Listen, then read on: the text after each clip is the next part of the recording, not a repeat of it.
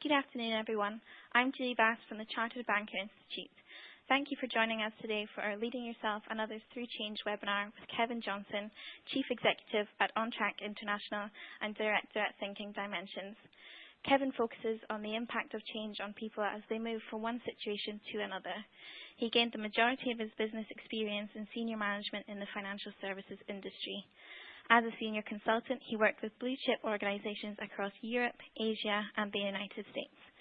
Just a quick reminder that if you have any questions for Kevin throughout this session, please use the online function and he will aim to answer as many as he can prior to close today.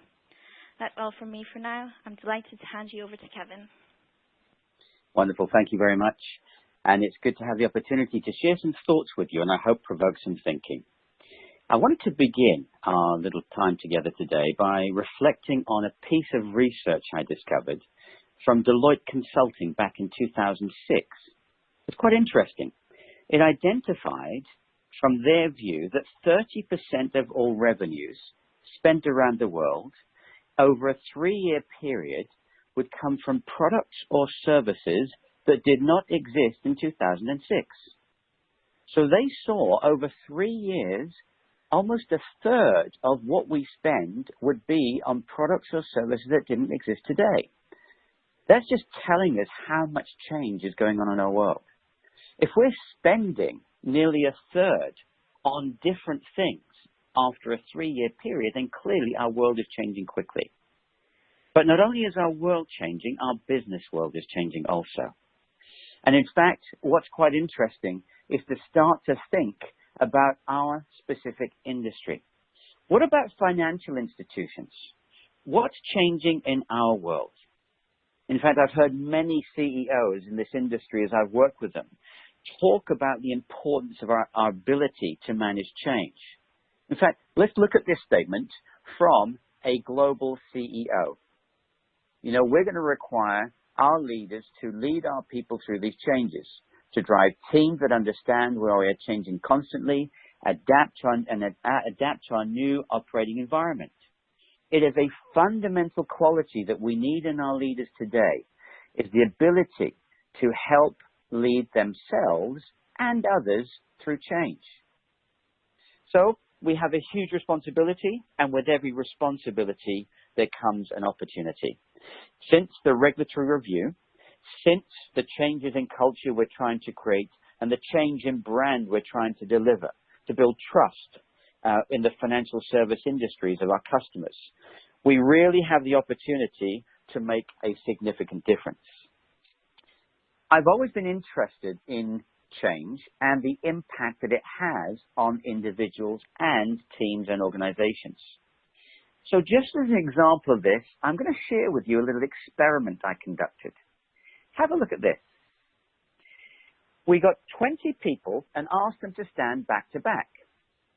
They were asked to change 3 things about their appearance, then turn around and see what had changed. It was quite funny, actually, some of the things that had changed, hairstyles even, and certainly neckties, etc., had been taken off. Then we asked them, how many of you removed or undid things from your appearance in order to make that change? So I have a question for you, and we're going to use the voting, and you'll see it come at the bottom of your screen now. So select what you think. If you think less than 20%, okay, if less than 20% removed or undid things, B, 20 to 39, C, 40 to 59, D, 60 to 79, or E, 80 to 100. What percent do you think undid or removed things in order to change their appearance? I'm going to give you half a minute to put your vote in right now. Off you go.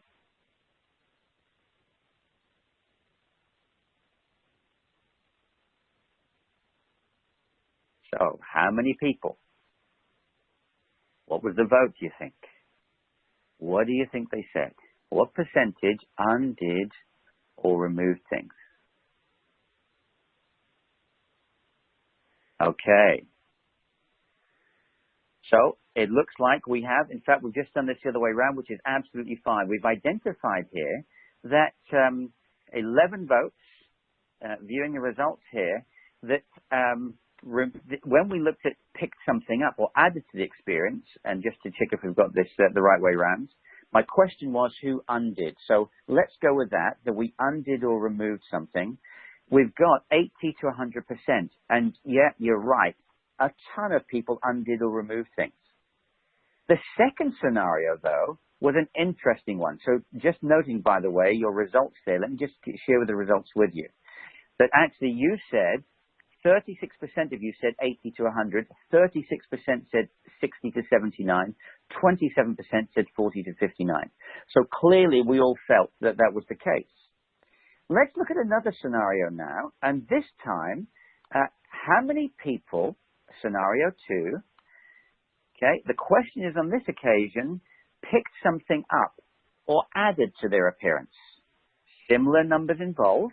Let's go with your voting yet again, please. I can invite you to vote. We have 30 seconds. Off you go. So this time, how many people picked something up or added to their appearance? What percentage do you think it was? Off we go.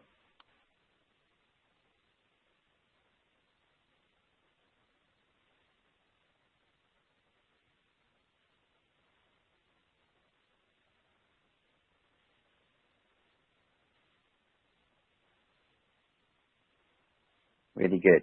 And we're seeing again some typical conclusions. Less than 20%. 60% of you are saying less than 20%. Oh, we've had some more figures in now. 33% are saying less than 20%. With 17% 20 to 39, 25% 40 to 59, 8% said 60 to 79, and 17% said 80 to 100. You know, the actual interesting thing here is that it was under 20%. And when I have 20 people, it's usually 2 that will add to the appearance. The majority take something away.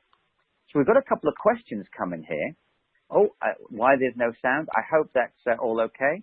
Everyone can hear me now. I dare say you can. Please pop another question up if you're still struggling. So let's go back to our little bit of research here. When I asked people to remove their, change their appearance, the vast majority, over 80% when I did the experiment, undid or removed things. About 30% changed things around but kept the same things on, and only 2 out of 20 actually added to their appearance by picking up a pen or something else to add to how they looked. And I guess the statement is summarized by what you see there in the lilac box. Isn't it interesting that when we think about change, when change is initiated, often our human response is to think what this will take from our world, not necessarily what it might add to our world. And I guess this gives us a big opportunity and a challenge as leaders. Because actually the way people respond to change is driven by how we respond to that change, how we lead that change and engage people in that change as leaders. So how can we help people look at what this could add to their world rather than take? Let's have a little look at what we're going to be covering this session today. Just a little agenda. Here we go. 3 things.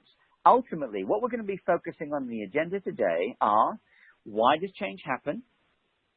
And how do we help our team understand why change is happening? It's a really important point. Why is the change happening? Second, let's be really clear about the behaviors we might see and how we need to respond to them. And third, what can we do now as leaders? Because the reality is we're all involved in change all the time. I guess another little statistic before we go down to some real topic here I'd like to share with you. This is London Business School looking at change. And they were looking at, during change in our organizations, which is regular, as we know, in the financial services industry and beyond, they asked what percentage of ideas that drove the change, not the strategy decision itself, but the stuff that made it happen. What percentage of those ideas actually came from the senior executives of those organizations? Respectfully, of course. And the answer was only 6%, which meant that 94% of the things that would add the real value in the change were coming from managers and front line. Okay, front line. So we've got some questions on some functionality there. We'll come to those when we take a break in a moment and get some more questions. So in summary, though, that only 6% of the ideas that will help drive change come from our leaders. The real value comes from our people, middle managers, first-line managers, etc. So let's start to explore change a little bit further and understand what we can do to help with that journey. I'm asking you, if you wouldn't mind, just to reflect over the number of changes we've had over the last 20 or 30 years almost now. Think about one that's relevant or significant to you. How did you feel about that change when it was announced? Some of it might have been a welcome change. Some of it might have been enforced upon you when you were quite comfortable already, thank you. You know, it's interesting when we start to look at the changes of the last 20 or 30 years, some that we perceived to be difficult, awkward, or not as we would choose, actually turn out to add some benefit over time. Let me give you one example from my life, one that was important to me. I used to love vinyl records. I had quite a collection. It was a very large collection, and as we all know, no matter how well you treat records, we still got those little crackles and scratches on occasion. And then they came out with a compact disc. I remember seeing it on a Saturday morning program on TV, and they claimed that they were indestructible. Well, I don't know about you, but when we used to use CDs, I had plenty that stopped working for some reason or another. But the technology that enabled us to go from vinyl to the compact disc is the same technology that enabled us to use MP3 players. And forget 4,000 tracks on a small MP3 player. We can get 10 and 20 and 30,000 tracks now with the amount of capacity that we have on these machines. I can now carry with me my whole record collection every single day and play it wherever I want. I can put it on an SD card, plug it into the dashboard of my car, and have my whole collection to choose from as I drive. Can you imagine carrying your whole record collection when we were using vinyl in the boot of your car? It would have been horrendous. So things I perceived as negative actually became positive. I'd encourage you, first of all, whenever we start to consider change, our first thought is to remember that initial change is often part of a bigger journey.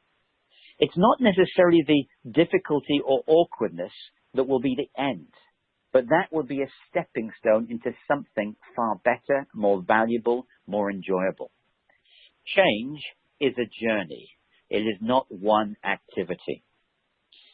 So, ladies and gentlemen, one of the key things we need to be really clear of as we start to think about change is, first of all, to be clear on what is driving that change. These are the 6 drivers of change. It could be driven by the markets, and we do see with the strength of the pound against other currencies falling at the moment and then picking up again, that could drive some change in how we do things. Reorganization, simplification can drive change. Society can demand change. I mean, this is driving things like branch of the future. You know, it's driving things like different conversations with, our relationship managers or our tellers in the banks. I want a good conversation, not you to just tell me about all the features of your great products or services. I want to trust you before I will listen to you. There are legal things that drive change. Customers drive change as they start to use new technologies to mobile and digital banking and other services. Even as we now log into our services using biometrics or voice activation, and that combines with technology. One of the first things we need to be really clear about is what is driving the change. Everything we go through is driven by at least one of these 6 things. Having a really good conversation with your people really will help you to have a great conversation with them about the purpose or reason. I don't know if any of you have ever seen this, but I do recommend it actually if you get a chance to get onto TED Talk or onto YouTube and type in the name Simon Sinek. Simon Sinek. Simon Sinek wrote the book Start With Why. Start With Why. And in that book, he shares clearly that the importance of knowing why we do what we do, not just how we do it and what we do. Can I encourage you, please, to consider carefully, how can you engage people in thinking about why? What's driving this? This is typically not just a new leader deciding it's time to change, although that can happen occasionally. There is a belief that they have that the change they're implementing will add to a better world. Our hope is, and our help is, that we give them the right information to help them make those right decisions, to drive the right solutions, the right changes. The right change, implemented effectively, actually is called progress. But incorrect change, implemented inefficiently, ineffectively, is actually just the same stuff moved along and moved around, and nothing is really different. So let's have a little look at this point of knowing why. I have an exceptional executive assistant. She is absolutely phenomenal. And when I hired her, I spent 2 full days sharing with her why, who, what, when, how, why, all those questions of how I work with my clients, what we're trying to achieve as a business, what I'm trying to achieve personally. The consequence was of investing 2 full days just on the why, that when I ask her to do things, she's then able to act, make changes, implement things, thinking beyond even the thing I've just asked her. She often, regularly, almost daily goes beyond my request because she understands why. And she can help me drive forward the strategic direction and energy within our organization because she understands why. So I'm going to just pause for a moment and summarize. First of all, remember, when we hear about change, the typical human response is, what will it take from our world, not add to our world? Second, change that we often perceive initially as being negative or challenging could actually just be the first step to change that will be valuable and progress.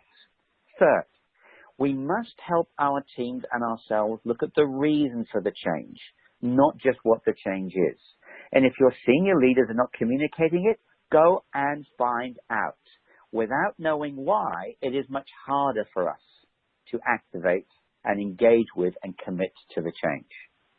So let me pause for a moment. I know we have some technical questions here, but does anyone here have any actual questions relating to the content as opposed to the sound? Hi, Kevin. I've had one question come through here for you, and it is, what would you say is the most important part of leading change above all else? Brilliant question. I would suggest, in fact, one of my later points, and I'll come back to this in detail, but I'll answer the question right now. You cannot lead others through change if you cannot lead yourself. And in fact, this is based upon a piece of work I did many years ago with Diageo when they moved their customer services center from Hammersmith, London to Budapest, Hungary. And one of the key things we found was the leaders that led their teams best in that whole transition, that new world, were those that were perceived as leaders who led themselves. Not just in a work scenario, actually, but actually in their personal lives. They lived their values. They were achievers. People felt they wanted to go on that journey with them. They trusted them more. I'll give you a bit more about that before we close, actually. That's a good question.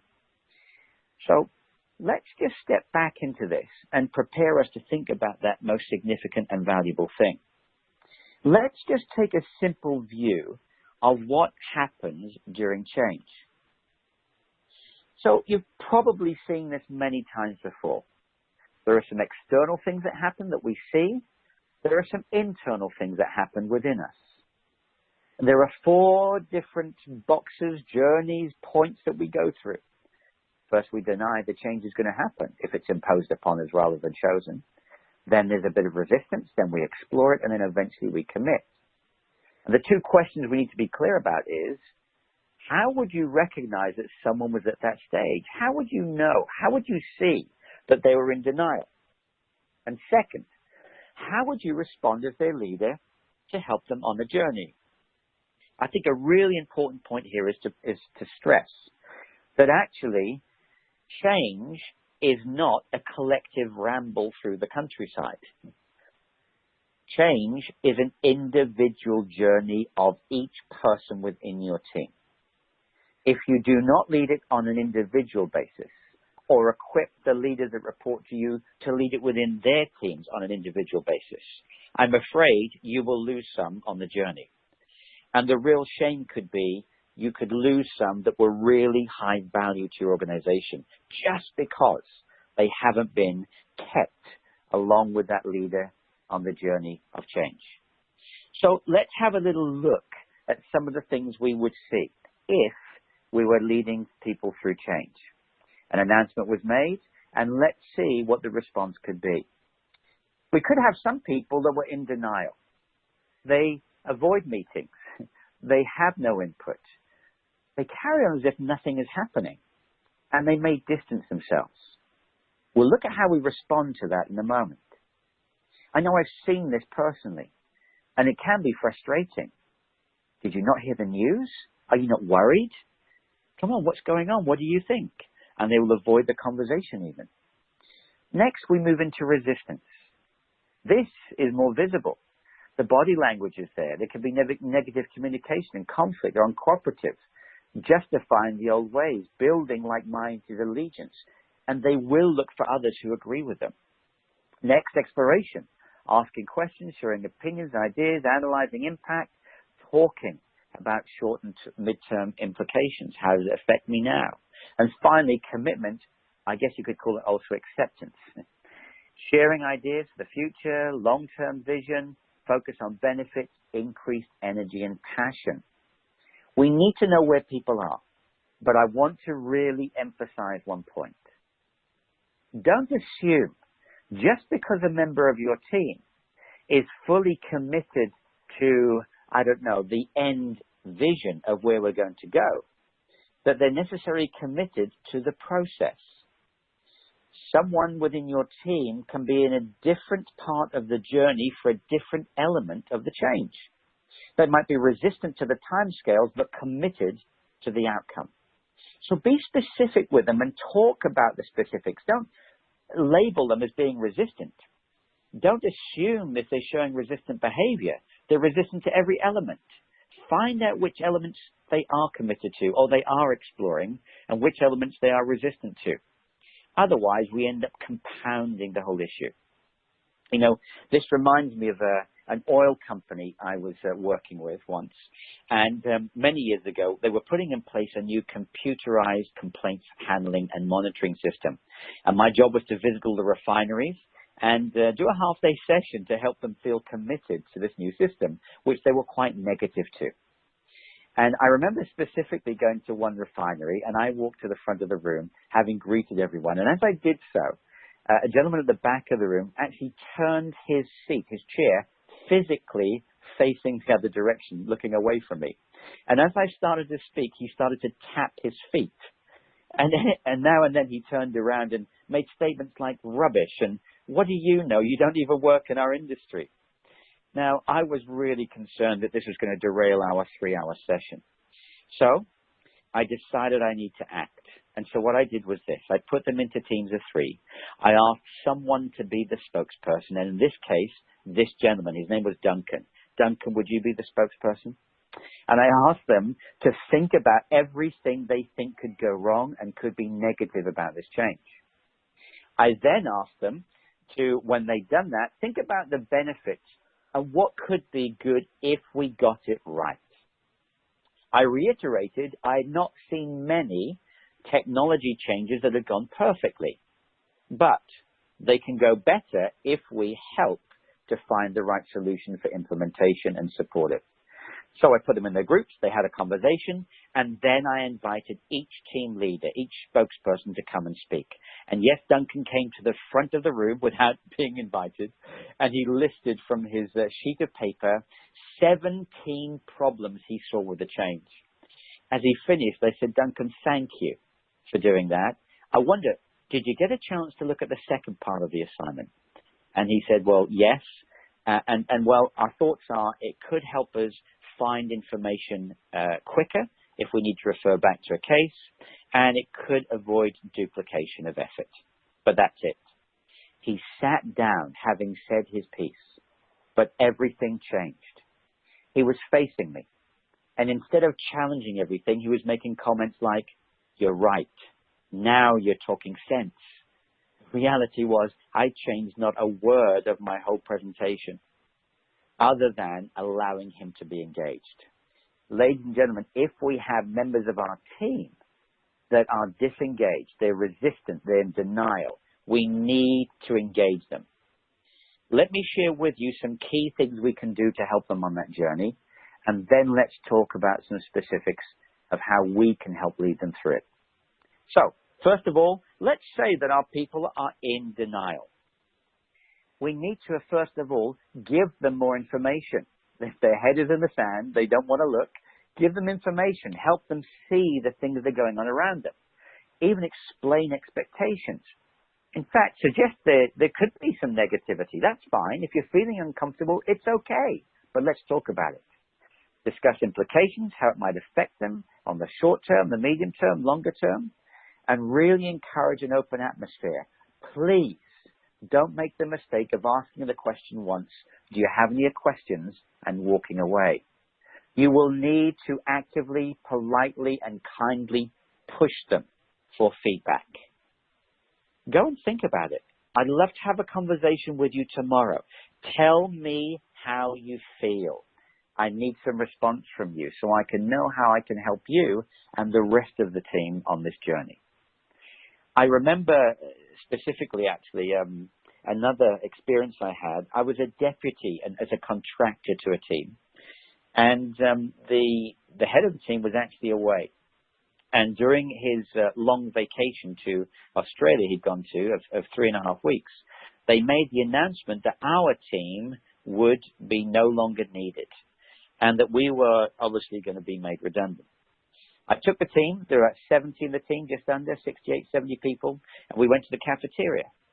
Now, even though I was a contractor, I was a deputy and I had to deal with it because our boss was away. Timing wasn't great. And this is what I said. I don't know how you're feeling right now, and to be honest with you, I don't know how I feel, knowing that our journey comes to an end in just a few weeks. But part of me wants to give up and say, "Oh, what a pain," and really just kind of lose focus, lose energy, and just linger in this role and this job until the end. But another part of me wants to finish with all guns blazing.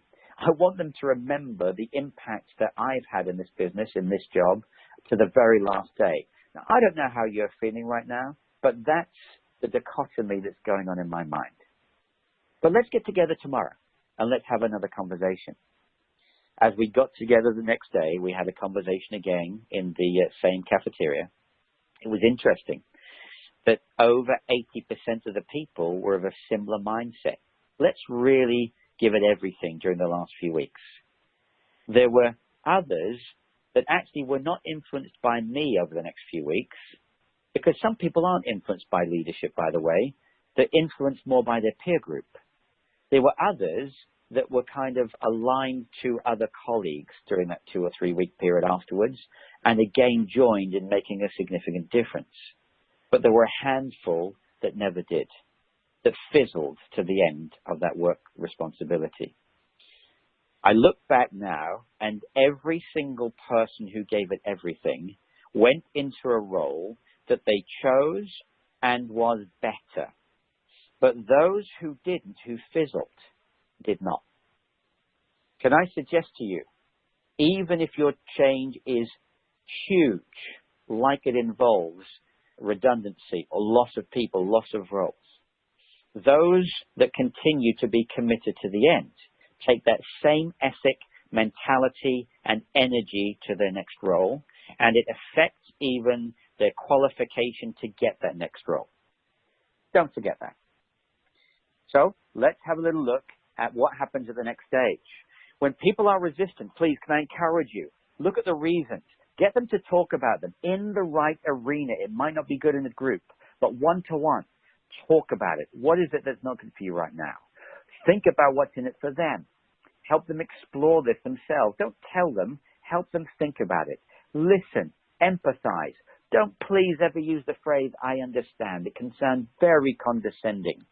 Prove you understand by sharing back your thoughts about what they're saying. They have no doubt in their mind then that you're getting their message. Encourage an open atmosphere, and please do not ignore it. If you ignore it, it will come back and bite you. So please think about sharing, encourage them to share. The reality is, you cannot move from resistance into exploration until you feel your resistance has been expressed and it has been understood. This may take a day for some, a week for others, or moments. But your role is to give them every opportunity. When we move into exploration, we now have an opportunity to really make a significant difference. What we need to do is to continue looking for the opportunity. What can it add to our world, not take from our world? Now, this is critical. Set short-term goals. Short-term goals. At this point, they need to feel like they're making progress towards something. So little achievements in the right direction are critical to plan, to measure, and to praise. Give perspective against the bigger picture, help with the action plans, and praise what they're doing. By the way, again, this is a key message of this whole session. Your goal is actually not to get people to commitment. Your goal is to help people move to exploration. You know, you can't force people to be committed. Commitment is a choice.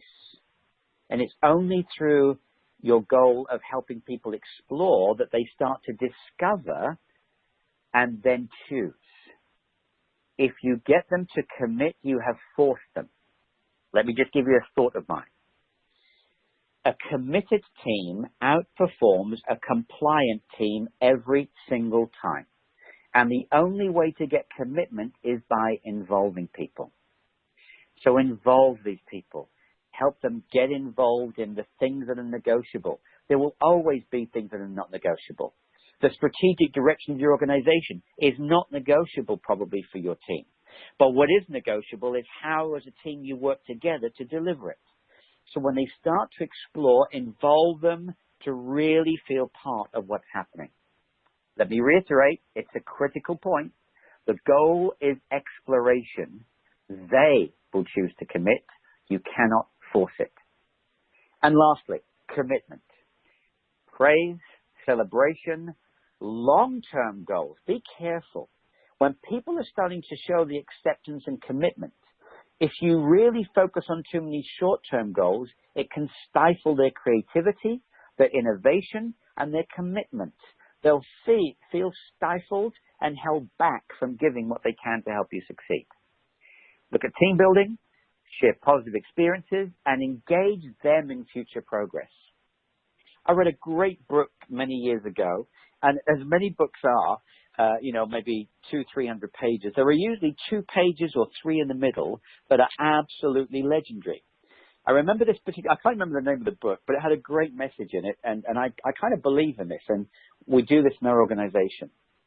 All of us have a preference for either radical new thinking or perfecting what's happening. And one of the best ways to engage your team in leading change for the future, positive progress, rather than just being subjected to the change of others, is to break them into those 2 teams. Help them choose. Would you like to be the team that thinks about things we've never done before and think about what we could do totally differently? Or would you like to be in a team that will perfect and bring into reality and business as usual stuff that we've decided to do? And have those teams pass projects into each other. One that dreams, the other one then initiates. It was this kind of thinking as we split our executive team in this organization and the teams within our business in the different functions. Is this kind of thinking that led us in 2010 actually to deliver the world's first ever holographic virtual learning session, beaming a 3-dimensional high definition image. You can't see the difference between a human and the projection around the world. We did that because our team were radically thinking about things that had never been done before. It is now business as usual, and our team deliver it as that, And those that don't like radical new thinking are making it better and better, while the other team are dreaming about new things that we can do. Now, this doesn't have to be strategic level. It could be within your function or your responsibility. Within our team, let's say we're in IT, let's say that we're in marketing, what can we do in the way we work that could be radically different with the rest of the functions in our business? When we get it working, then the business as usual team can perfect it, monitor it, maintain it, and fine-tune it so it's even better. Ladies, just think about how you can engage people. It is a journey, and you need to ask the question, where are my team? Remember this, just because someone is committed to the end goal doesn't mean that they are committed to the timescales. Treat them as individual elements as you sit down with people. Identify where they are, and remember, your goal is not to move from denial to commitment. It's to move from denial to resistance, and then resistance to exploration, and then let them choose and become committed. Focus on helping people explore. Let's pause for a moment and see if anyone has any questions. Hi, Kevin. Good. Two types of teams. Yes. Oh, sorry. If I may, I see a question. Is that okay if I answer that one first? Yep, that's fine. Yeah. Cool. So we've got a question there, the two types of teams. Yeah, it's called the A and B team in the book, as I remember. One team is radical new thinking. It dreams of things never done before. We all have a preference for either radical new or perfecting current. So those that have that radical new thinking, or like we call them Team A, get them to dream of stuff never done before. It's really engaging for them, okay? Even if it's within your business, within your team, it doesn't have to be strategic. It can just be how you work with other teams and functions. The other team, perfect, Team B. They perfect. They take the new idea, and once it's been started, they then make it work. They make it better. They put the processes in place, the systems in place, the monitoring in place to make sure we get it delivered well, and the measurements all there in the fine-tuning. So radical new, perfecting current. And actually, you know, as we pass projects on, it's good for the A team, the radical new, to have a member of that team work with the business as usual team and perfecting team for a few weeks, just to make sure that it still retains its integrity from the initial idea. Okay, and this then enables that instead of waves of progress and innovation, you get a continuing, fairly even trajectory curve, but it's fairly even curve rather than dipping curve, that enables your team to constantly be looking at the new things and perfecting what you're currently doing. It's really quite energizing, we've found, in our business. I hope that helps. Sorry, was there another question I missed there, Julie? Yep, I have one here. How do you manage change if the organization is not clearly communicating why the change is happening? Really good. Okay. So, yes, that's a tough one. Look, ultimately, if there is no clarity from your organization, you need to create it. Okay? The reality is, it is not the change that kills us. It's the uncertainty between where we are and where we need to be. So if the organization is not communicating clearly why the change is happening, your first approach is to challenge and try and find out. There are occasions where they cannot share, or there's still lack of clarity for some reason. What you then need to do as a leader is to start to create some simple milestones, some test points, which we can aim for over a short period of time to create some stability and certainty in the instability. So if the organization isn't providing clarity of why, you need to start thinking, ask yourself the question, why do we think this is happening? Is it being driven by society? Is it a legal thing? Is it the markets? What is it? And what kind of things do you think we're reading in the markets right now that are driving this change? And that starts to help the people think not just about the change, but the purpose and the reason. So that's the answer to the question. Number one, try and push for those answers from the business. If you can't, explore it with your team and start to think about why it could be happening. Don't then take that as the necessary correct answer, but use that as a discussion point to help people see bigger than just the change. I guess my closing point will help with that as well, because in the instability of transition and change, it is really good to create personal direction and personal stability. I'll come back to that in my last point. We've got another question here about some good books that can help further around the topic of leading others through change. Certainly. In fact, what we're going to do is provide for you some other podcasts, in fact, and some articles that I've written. And we'll also provide you a little reading list I think would be good, rather than just name some books on here. We'll make them available to you through the Chartered Banking Institute, and let's make sure that you have those available to you. So I'll provide a reading list, and we also have some other stuff there as well. Okay, we've got another question, if I could get that here, about the 4 pillars. Absolutely superb. I love this. In fact, it's a perfect link into our last section. So if I may, I'd like to answer that question by moving into our last section, if that's okay. So ultimately, one of the things that really helps us to go through the changes within our lives, personal lives, work lives, environmental conditions, is actually when we connect with our own aspirations. And as the question just asked about the 4 different considerations to belong, feel secure, feel valued, feel in control, this is how we start to achieve this. In fact, emotional intelligence aligns quite beautifully. EI, by the way, in the question there is emotional intelligence, Daniel Goleman. It quite enables brilliantly with self-actualization in Maslow's work as well. And self-actualization is really this ability of feeling secure. In fact, Maslow was challenged on his definition for self-actualization. He gave 2 answers. One, he said, independent of the goodwill or praise of others. Independent of the goodwill or praise of others. I'm comfortable with who I am. Despite what goes on around me, there is some stability, some security, some comfort in me that helps me continue. The second definition, he said, was the thing that provokes me to be a greater human being tomorrow than I am today. Now, emotional intelligence is the ability to manage one's own emotions and responses to people and life and circumstances, and also be sensitive to, work with, and engage with the emotions of others. Clearly, our ability to feel satisfied, self-actualized, as Maslow calls it, belong, feel secure, feel valued, and in control, is a key element of being a great leader in change. When the world is falling apart, if there's someone who seems to have some stability, some steadiness in their mind because they have a feeling of self-worth, then ultimately we want to spend time with that person and listen to them and let them help us through the journey ourselves. Let me share with you then, going back to that slide, if I may, just for a moment. I'd ask you, this is a great way to do this.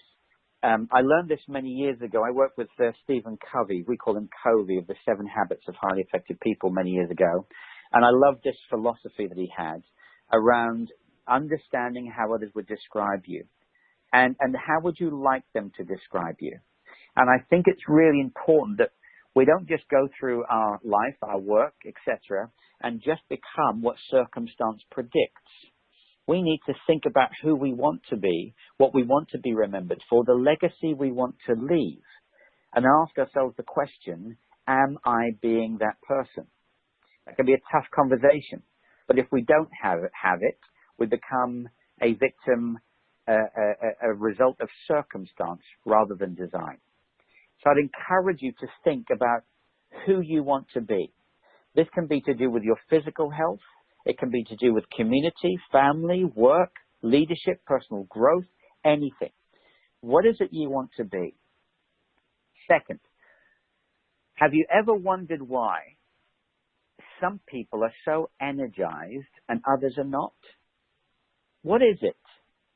What is it? It's not Red Bull. Come on, what is it? What else is it that makes us feel energized? And I am an absolute believer that we feel motivated and energized because we're achieving goals or steps that take us closer to our personal needs or aspirations.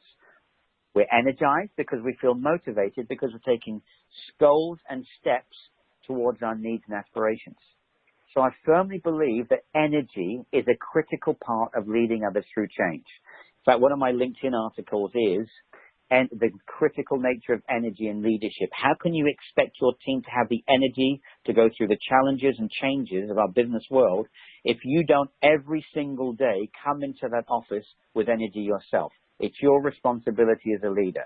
Feel free to read and comment on the article if you want, or challenge me. I'm very happy. It's a good topic to discuss.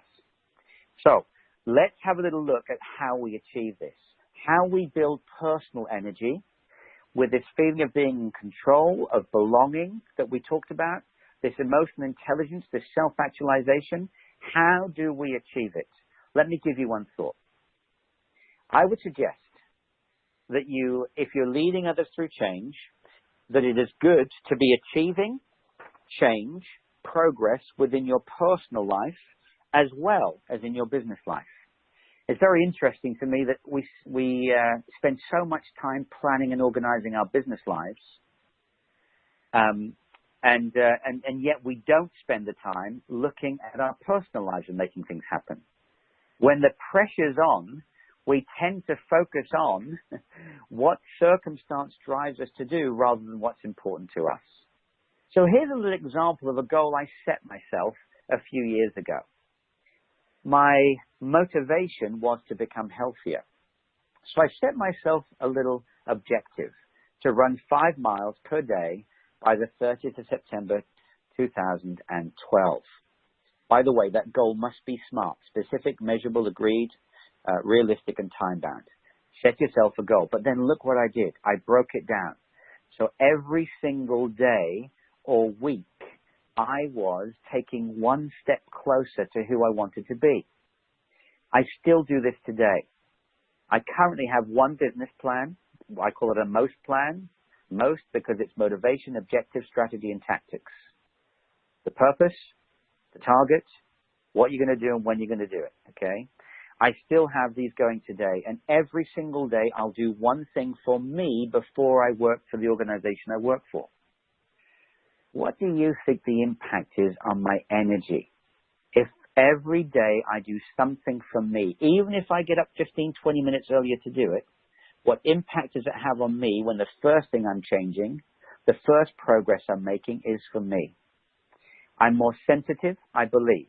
I think I'm more emotionally intelligent with the needs of others. And I believe I'm driving this change within myself so I can actually help drive change and progress within an organization. You know, interestingly, I'm not in our head office that often. In fact, I've just come back from a trip to the Middle East this morning. But when I am in that office, and it can quite often be a Monday morning, straight after the weekend, how do you think my team responds when I come in already positive, energized, and ready? I don't mean gung-ho. I'm very happy to face the challenges and talk openly and honestly about what we need to do. But I come in already ready, equipped mentally to attack and deal with the challenges of the day and the week and the month with them. Well, to be honest with you, they kind of find it annoying that I come in sometimes with that attitude. But the reality is, and please, this is not about me. This is about our responsibility as leaders to lead progress and change. When I am away, I guarantee after a couple of days, I'll get a few emails. Kevin, when you're with us again, we miss you. If I'm away for 10 days, which I have been on big projects before, I guarantee by the end, I'll have received at least 20 emails. When will we see you again? I miss you. My responsibility is to be the leader of the future and change of our organization. And if I can't lead myself to be a better me, I think I have difficulty in leading my colleagues to be better themselves in the way they choose, personally, but also lead the change and progress that's needed in our organization. So, in answer to that question, can I suggest that we take time to think about how we can live those 4 pillars of emotional intelligence. I believe emotional intelligence is actually what drives our behavior. When we think well, we act well. And I would suggest to you the reason we struggle with enough emotional intelligence in the world today is because the majority of us as leaders don't take enough time to think.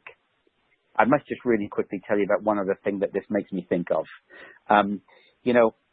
I was coaching a direct report to the CMO of an organization many years ago, and they were working 70 hours a week, driving a big change in that global organization. Horrendous hours, 70 to 75 hours a week. I was then asked to coach this person. And in the first coaching session, I asked this person to make a commitment, and that was to spend 1 hour per week thinking from that point forward every single week. 1 hour during a normal working hour day, not in the evening or weekends. We got to the end of the coaching session. I asked them to repeat their commitments to me, all of them, including the one about time. But they didn't. They said, look, I'm not going to do that one because I promise you it's not going to happen. I don't have time to think. I'll be called by the media, by the press, by my boss, by the CEO. It won't happen, Kevin. I'm just being honest. I was concerned and said, so you're saying it's not valuable to think? And she said to me, no, I believe it is, but I don't know how to make it happen. So at that point, we booked 8 one-hour meetings with me. Now, the implications are it's in both of our calendars. So there was far more commitment. And by the way, I always follow up. So every single week, I would send her a message, how did your thinking time go today? Now, let me just give you some criteria. In that thinking time, her focus had to be things that she would choose to do that would help the change really progress rather than things she had to do. Choose to do, not had to do. If we're going to implement and lead change effectively, it needs more thinking about what do I choose to do, not what just do I have to do. We've got to get away from this mentality, by the way, that an empty inbox is success each day. It is not. You may have an empty inbox, but if you haven't given the right time and attention to 5 of those emails that were incredibly valuable, you gave them half good attention because your goal was to have an empty inbox. You'd have been better off to leave 10 and give them the right attention. Our work environment during change, when we're really under pressure, tends to push us to measure success by activity, not value. We need to drive for value. We need to drive for value. And that applies to this as well. Anyway, after 4 weeks of doing this, her boss called me and he said, Kevin, I've noticed your name in Emma's calendar quite regularly. And I got defensive. I said, look, I'm not charging you. It's just an experiment. And he said, Kevin, I don't care about the charge. At which point I thought I could have charged. That was just a joke, by the way. I didn't. I said, how's she doing? And his first response was, she's down to about 50 hours a week. Better, but not exactly where I wanted it to be, but 50 hours. I then asked the big question of her boss, but how is her performance? He said she's more focused. She's addressing the right things. She's driving this forward. She's supporting her people. Individuals are disengaged. She has them on board and they're starting to move forward. She is driving this better than ever. I said, let me just check I've got this right. Less time, better results. True or false? He said, yes. Can I encourage you, please? The key to leading change is about your time thinking, not just doing. Thank you for listening. But I'd like to summarize before I open up for any final questions. As I summarize, I'm going to share with you this last slide and ask you to think about anything you want to do as a result of this session today. Yes, the visuals will be available to you. There'll be some articles available to you, podcasts available to you that will help you look at this further. There's a good podcast around toxic leadership, actually, and how we can become conditioned to be of less value to the success of our organization in change and progress. Some good points in there I think you'll find interesting to look at. But let me summarize. Here we go. Number 1, when change is imposed upon us by the environment, circumstance, or organization we work for, many of our people, including us on occasion, will look at what it could take from our world, not add. Second, sometimes they think about just moving the same stuff around. Here we go again. But very few will think about what can it add to our world unless we as leaders help them. Point one. Next, can I encourage you to remind yourself and others that actually things we could perceive initially as being negative changes actually can turn out to be progress over time as we help apply them and use them to take the journey from vinyl to digital files that we can carry thousands with us on our phone, on a disk, on a card every day. Next, help your people consider the reason for the change. And if you're not getting that communication, still have the conversation and try and ascertain what might be driving it to help them have a bigger and more strategic picture than just the transactional one they might be involved in. Next, ascertain where your people are and remember they may be very resistant to one element but exploring or committed to another element of the change. So don't just label them as one area. Work out where they are and help them on that journey. Remember, the goal is to get them to explore, not commit. Commitment is a choice. They have to do that themselves. Then, and lastly, can I encourage you, if you want to be a leader of change, take yourself and others, as I learned with Diageo, as was mentioned on the question about emotional intelligence, you need to be a leader in change within yourself so that you can have the influence, the credibility, and trustworthiness to lead others. When everything is falling apart, as moving a customer service center from Hammersmith to Budapest, the thing that gave them stability was personal achievement. Achievement in your personal life will help you ride the waves of change and challenge in your business lives. Far better. Does anyone have any other questions before we conclude the session today? Thanks, Kevin, for the very informative presentation. Just quickly, before we address the remaining couple of questions today, if anyone requires a copy of the slides from today's presentation, you can download these from the Attachments tab, along with further materials that Kevin mentioned that you may find useful. Kevin also mentioned putting together a reading list for us, and we will share that on our Twitter account at Chartered Banker. Okay, Kevin, one of the couple of questions we have left is, what about if the change is bad? Yeah, good question. I think if the change is bad, there are two things that are most important. Number one is the point I've just mentioned, is that we need to help the person create stability within themselves so that they can make the right choice about how they respond to the change. I see too many people react to negative change in order to avoid it, when actually, if their head's in the right position, they may ride the wave of that negative change to foresee the opportunity of what could be progressive change in the future. Point one. So, get stability, use that MOST plan, get things happening in your personal life to build up that resilience, and help you have a clear head to make the right decision rather than react. Secondly, any change can be bad if it's not implemented well, and even good change, if implemented badly, can end up as bad change. If the change is bad, take, I guess, the philosophy again of Stephen Covey, the circle of influence and concern. What can you do, despite the change being bad, to make the result of the change most valuable within the constraints that you have? My personal coach many years ago taught me you have three things in your life, Kevin. You have demands, expectations, results required. You have constraints, things that aren't perfect. You don't have all the money, you don't have all the time or the budget, but you have a choice. And I think it's about making that choice to make the best of that change that's critical.